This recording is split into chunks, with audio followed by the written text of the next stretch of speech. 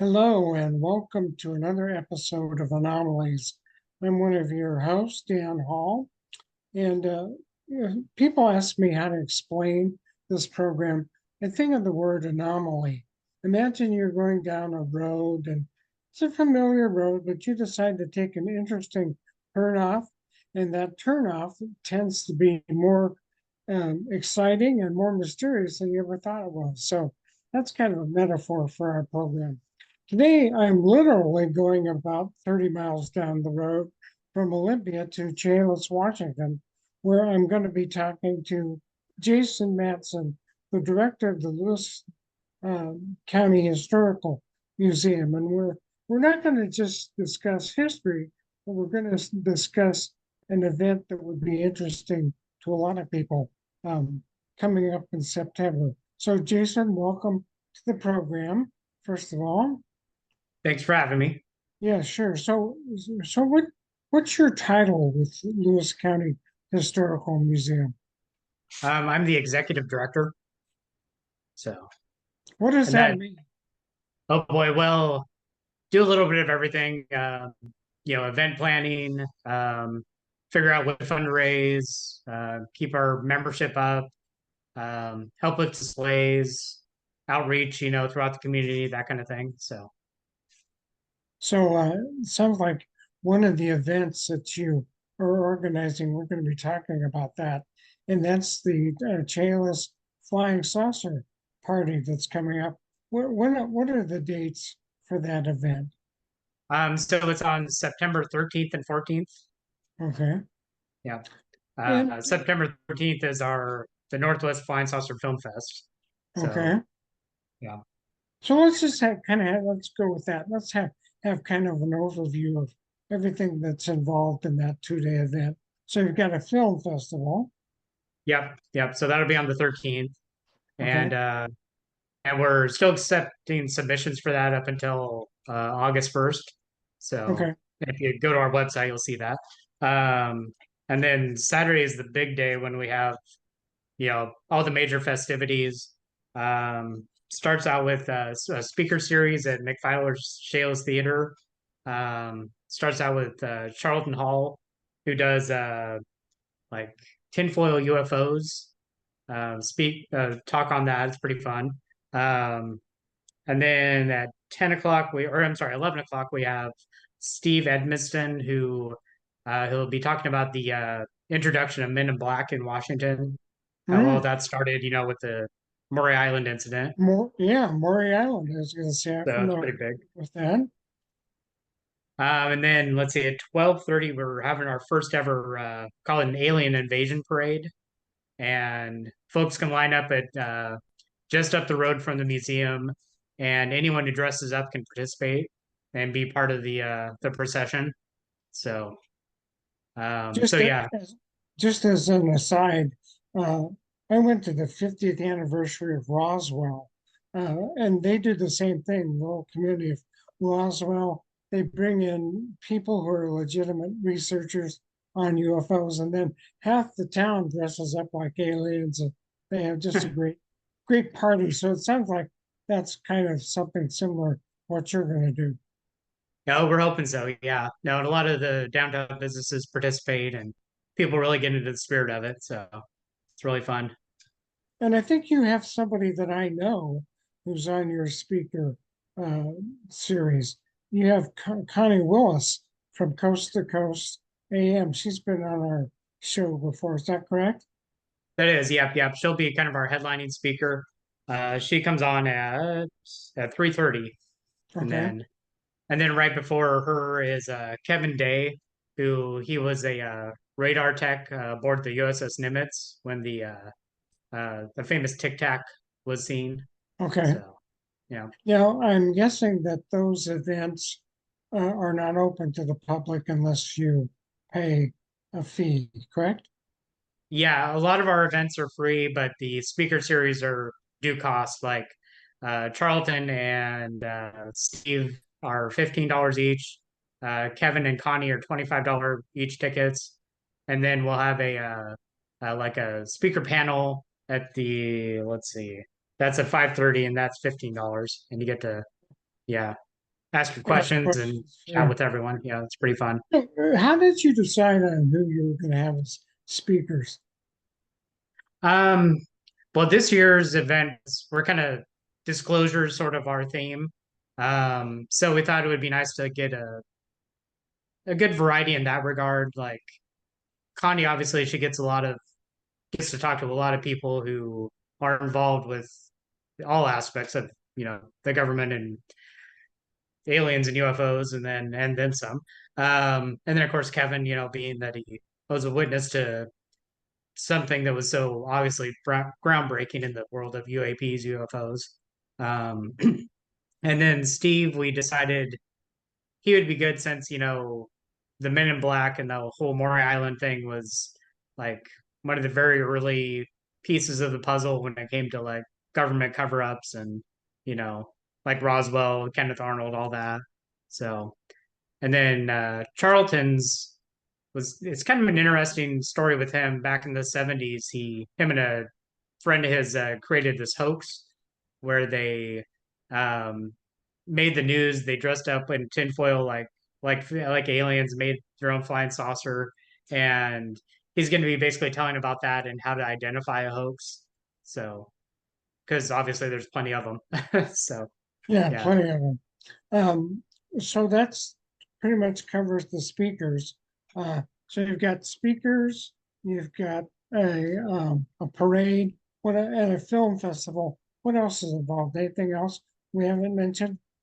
Oh, sure. So then at the museum itself, we're going to have about 20 vendors out in the front parking lot. And then inside, we'll have an exhibit on disclosure and like local Lewis County sightings of the UFO type. Of course, Kenneth Arnold will be featured. We've had some crop circles in the past. Um, Flying Man of Chehalis, all kind. Yeah, a lot of interesting stuff has happened around Lewis County throughout the year. So, So let's um, talk a little bit about that. People not might not know the story of Kenneth Arnold, which sounds like he's kind of the focus of why you're doing this. So, what did you share with our audience about Kenneth Arnold and maybe where the term flying saucer came from? oh, sure. So, back on June 24th, 1947, uh, Kenneth Arnold was at the Chehalis airport. He basically, for business, he sold extinguisher equipment.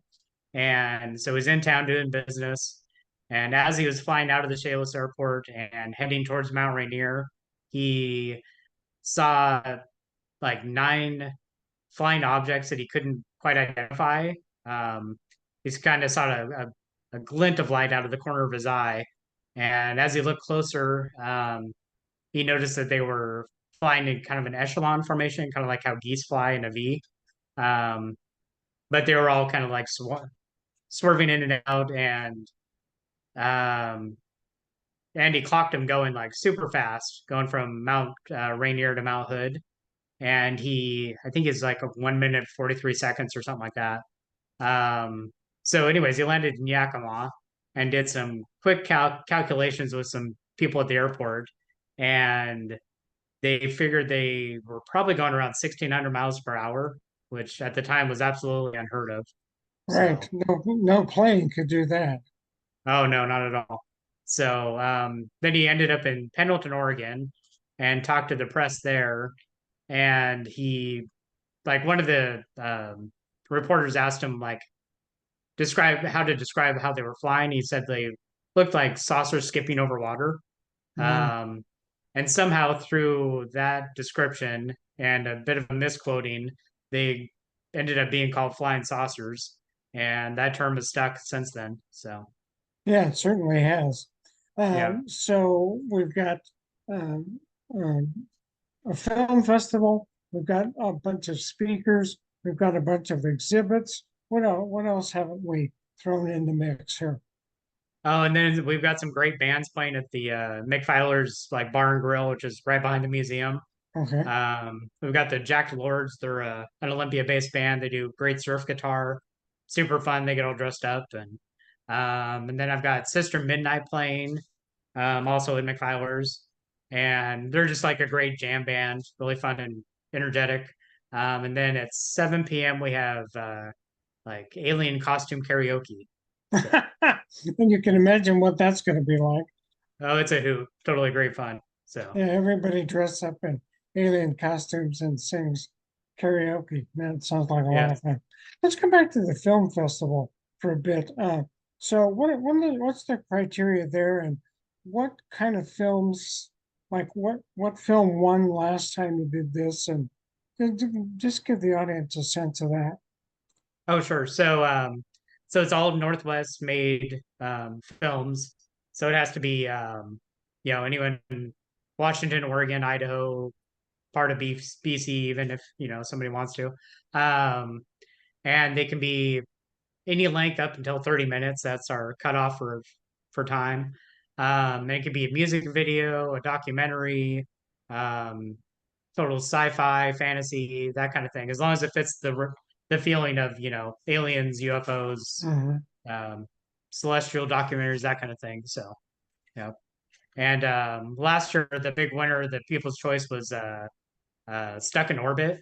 It was kind of a tongue-in-cheek documentary, or kind of a mockumentary, and some local folks produced it and did an absolutely great job.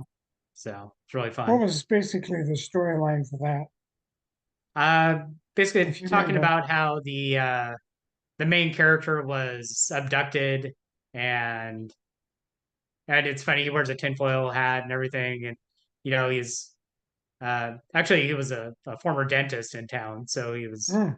yeah, beloved character anyway. So, but he played the part perfectly, and yeah, so it was super fun. He was then he ends up getting abducted again. So So that sounds like an opportunity to be very creative and tell a story that's related to this UFO phenomena. So we left out anything about the Chehalis Flying Saucer Party, any events we haven't talked about? um, I think that's most everything. Do you have Yeah. something called the Flying Saucer Drop? Oh gosh, yes. What, tell Thanks me for what that reminding me. is. Yeah. So after the parade, they'll we're gonna like get everyone to gather around the McKinley stump, which is right in front of the museum, and we throw out little flying saucers, and each one has like stickers and coupons and different giveaways on them. Hmm. So, yeah, it's kind of fun for all ages. So, So it sounds like you'd be hard pressed not to have a good time if you went to this event. So let's talk a little bit about some of the themes that are behind this event. So what do you think of flying saucers? Have you ever seen a flying saucer? Uh, what do you think they are? well, I haven't seen a saucer, but I did see a black triangle, which I know they're you know, well documented. Do you want to Um, share that experience? oh, sure. So I was about 12 years old and lived just outside of town up a hill, and I was walking down the hill to catch the school bus in the morning, and about halfway down, and I looked across the hillside to the neighboring hill and saw a huge black triangle with like two white lights and one red light, and none of them were flashing, made no sound, and it just kind of like hovered there and sort of disappeared up over the horizon or over the neighboring hill, and that was it. Hmm. So Did you tell anybody about that? I did. I told my I went down to I was meeting my neighbor, um, to walk her daughter to the school bus, and told her about it, and she just kind of like brushed it off like it was nothing. Thought it maybe was a Hmm. helicopter or something, but even at that age, I knew, a helicopter being that close, I wouldn't have been able to hear it. Right. So yeah. I belong to something called Opus, OPUS. It's the Organization for Paranormal Understanding and Support. And the reason Oh, that organization exists is because a lot of people are afraid to talk about the weird experiences they have. They're afraid of being called nut jobs or whatever. So we have a whole group of volunteers that just listen to people's weird experiences, and then if they have, if they've been traumatized by that experience, uh, we have a list of providers from hypnotherapists to psychologists who are willing to work with them with their trauma. So Oh, I felt like I need to kind of put a plug in there for Opus because a lot of people do have some pretty strange events happen to them and not really necessarily willing to share that. Now, you also mentioned a couple other things of interest to me in Lewis County. You mentioned some crop circles. What's the story behind the crop circles? so yeah, back in about the early and mid '90s, there were a few that popped up in local farms. Um, like I remember one was in a alfalfa field, um, and that one was yeah very intricately designed. You know, had a really cool like tessellation shape. Um, and then there was another one that was it looked very hoaxy, but it was very sloppily done. But the other one, man, it was an impressive, uh, yeah, just piece of work. It was neat. Um, assuming that it's real, it was nicely done. Um, it looks legit. And then there's one way back in the '50s where it was literally just a circle in the ground, like in somebody's crop field, and very unexplained. And that was like way before the whole phenomenon of crop circles became popular. So that's kind of interesting. A lot of speculation about what those are. Some of them are man-made. Some of them are made by forces I don't get at all. So, but that interesting kind of idea. So we've got flying saucers. You've got crop circles. You mentioned something about some humanoid that was flying through the air. Is that another event that happened there in Lewis County? Did I Yeah, hear yeah, that it right? was I believe 1948, and um, a woman came out of her house and looked. It was I guess at night and looked up over her barn, and there was a winged man just flying there, and she said he had dials on his chest, Wow. and um, and then he flew away, and then total mystery. Nobody knows anything about it, except later in Longview, somebody had a similar incident Uh-huh. happen. So yeah. Yeah. Well, I've just come to believe that the world is much stranger place than we think it is. So, what else do we need to talk about as far as the festival you're going to have there? We covered most of the bases. Sounds like some of the stuff is open to the public. Some of the stuff is you got to pay to hear some of the speakers. What have we left anything out? Oh, we are going to be playing in the evening at 7:30. Men in Black, the class, the first one. Um, Oh, yeah, so thought that'd Tommy be Lee fun. Jones and Will Smith. Yep, sure. Yeah. Yep. So, So just get your, because we do shows about all these kind of things. Just get your kind of vibe about what do you think, what's involved in this Men in Black phenomenon? What do you think that's all about? well, my interpretation is it's just kind of a stealthy branch of the government that, um, goes out and investigates things and kind of is the bit of a cleanup crew, keeps things hush Hmm, hush or investigates things that you know nobody ever gets to know about. Um, that's my take on it. So, yeah. Are you familiar with the Point Pleasant, West Virginia and the Mothman events? oh yes, yeah, yeah. You know, because the Men in Black figured pretty mightily in that whole story. We did a show about that too. So, anything else to say about the Flying Saucer Party? Well, yeah, it's a really fun event. I think it's totally family friendly. Um, you know, you don't have to buy tickets to the speakers to enjoy it. It's like I said, the downtown Chehalis area, they get into the spirit of it. So lots of the shops participate, and we have a farmers market that day downtown, Oh, so you that's can go nice. check that out. Um, yeah, the saucer drop and the parade, I think that'll be really fun for everyone. Um, if you're a little more serious and want to, see the speakers, we do sell a VIP package that saves you a lot of money, and you get like an event T-shirt and a goodie bag, and all that fun And stuff. where do you buy that stuff at, Jason? Or how can people purchase advance tickets, similar kind of thing?